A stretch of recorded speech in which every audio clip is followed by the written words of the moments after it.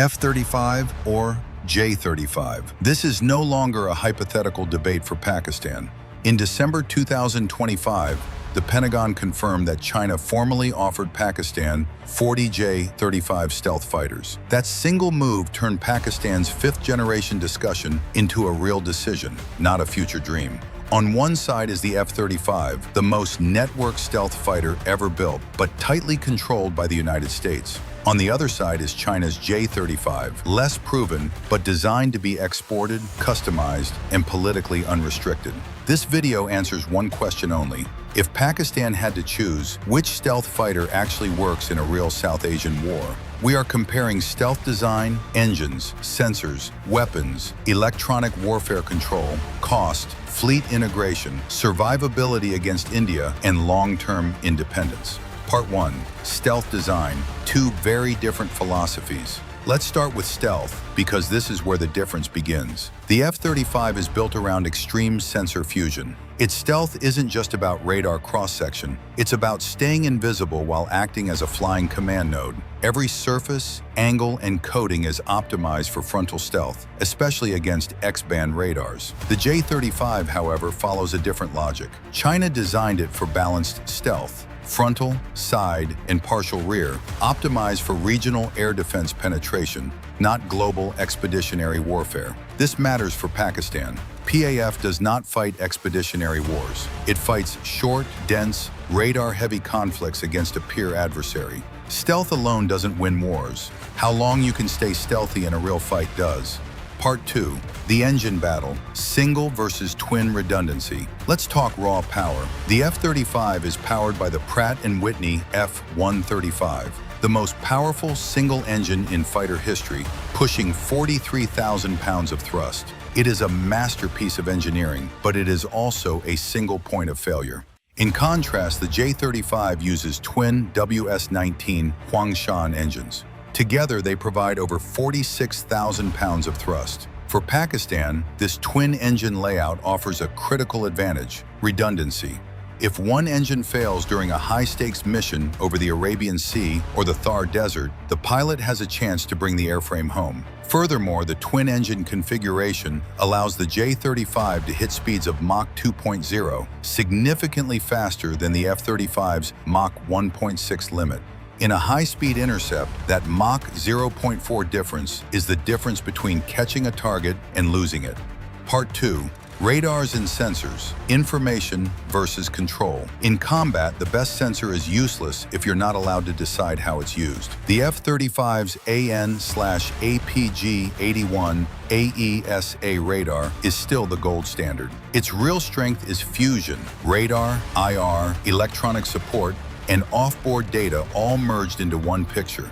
A pilot doesn't hunt targets, the aircraft hands them over. But here's the catch. That data is not fully yours. Mission data files, threat libraries, software updates, all remain under U.S. control. Pakistan would never get unrestricted access to the F-35's digital brain. The J-35, by contrast, is expected to use a Chinese AESA paired with open architecture systems. That means Pakistan can integrate local weapons, indigenous EW logic, and customized mission profiles, the same way it already does with J-10C and JF-17. In modern air combat, control beats raw performance. Part 3. Electronic warfare. Who controls the fight? The F-35's EW system is extremely advanced, but also locked. You can use it, you can't modify it. Pakistan's operational doctrine relies on adaptive jamming, regional threat tailoring, and rapid updates based on real-world encounters. That's not compatible with US-style centralized control. China, on the other hand, allows localized EW customization. The J-35 is expected to integrate with Chinese and Pakistani electronic warfare networks, including ground-based systems, AEW platforms, and future UCAVs. That's a massive advantage in South Asia's cluttered battlespace. Before we go to the next part, if you're finding this level of technical analysis helpful, hit subscribe. We are tracking Pakistan's 5th-gen transition daily. Part 4. Weapons. This is where the gap really shows. Range decides who shoots first. First shot decides who lives. Weapons define outcomes, not airframes. The The F-35's internal loadout is limited to AIM-120 AMRAAM and AIM-9X for air combat. Future upgrades are coming, but exports will always be restricted versions. The J-35, however, is designed around PL-15 and future PL-17 class missiles. That means longer reach, higher energy BVR engagements, and the ability to strike before Indian fighters even know they've been targeted. More importantly, Pakistan can pair indigenous stealth weapons with the J-35, something impossible on the F-35.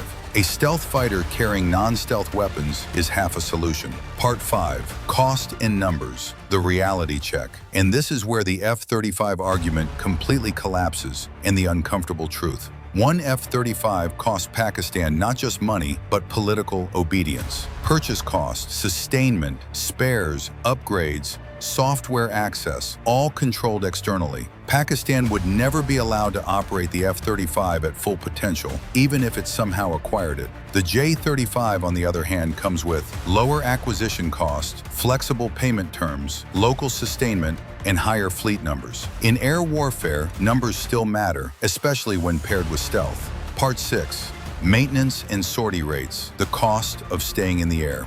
Stealth is expensive to maintain. The F-35 requires specialized, climate-controlled hangars and a digital logistics system called ODIN that sends data directly back to the U.S. If Washington pulls the plug, the F-35 becomes a multi-million-dollar paperweight.